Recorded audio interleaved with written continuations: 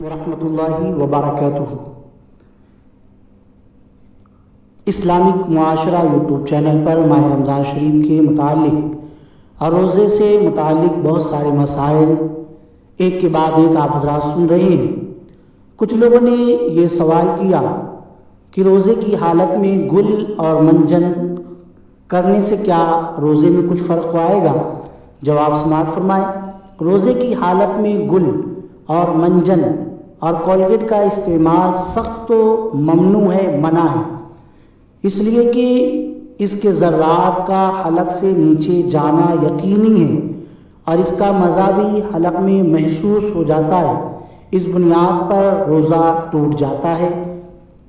اور اگر روزے کی حالت میں انار اور بانس کی لکڑی کے علاوہ کڑوی لکڑی کی مسواک کی تو بالکل روزے پر کوئی اثر نہیں پڑے گا، اگرچہ حلق میں اس کا اثر موجود ہو۔